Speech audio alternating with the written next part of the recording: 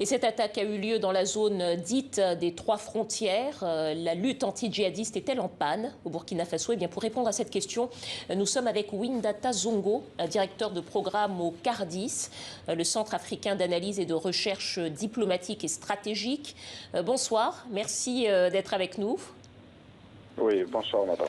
Alors, à la mi-mai, le ministre était présent sur place et nous expliquait que la paix était revenue à Solane. Alors, comment est-ce qu'on peut expliquer aujourd'hui une attaque aussi meurtrière?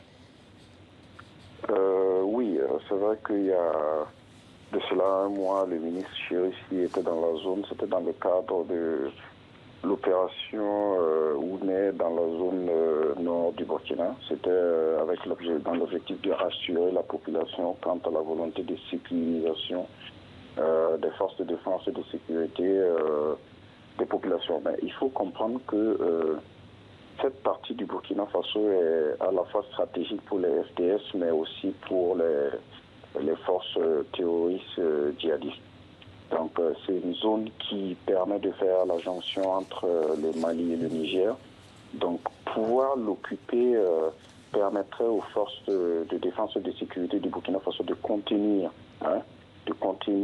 l'expansion du terrorisme et du djihadisme dans cette partie du territoire. Donc, pouvoir contrôler aussi cette zone pour les forces djihadistes et terroristes reviendrait à pouvoir se projeter dans la partie est du pays et même au-delà. Ce qui fait de cette zone une zone stratégique et qui justifie le fait que depuis l'avènement du terrorisme et du djihadisme dans le Burkina Faso, c'est cette zone-là qui est très souvent prise à partie par les attaques terroristes. Et donc, du coup, il était du devoir de l'autorité politique de rassurer les populations quant à la volonté des gouvernants de travailler aux côtés des FDS à sécuriser la population. Monsieur Zongo, le ministre s'était déplacé, il avait expliqué que la paix était revenue dans la zone.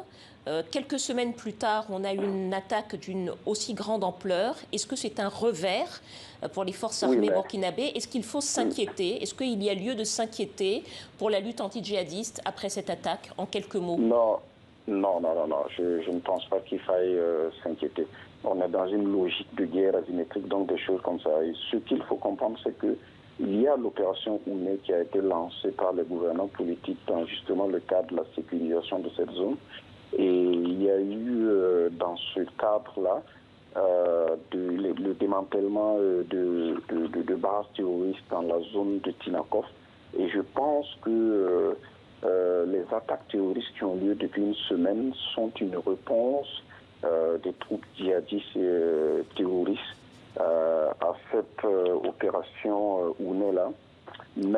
Qui se déroule dans le nord du pays. Exactement. Comme je vous expliquais tantôt, cette zone est à la fois stratégique pour l'un comme pour l'autre des deux camps. Mais une opération d'une telle envergure, c'est la première fois depuis 2015. Et je pense que cela peut s'expliquer dans une volonté des troupes, des djihadistes de montrer à la population qu'ils sont là, ils exigent une collaboration franche et totale des populations civiles sous peine de voir cette sanction-là s'abattre sur elles. Voilà. Donc, Windata Zongo, merci beaucoup. Vous êtes directeur de programme au CARDIS, le Centre africain d'analyse et de recherche diplomatique et stratégique. Merci beaucoup pour cet éclairage.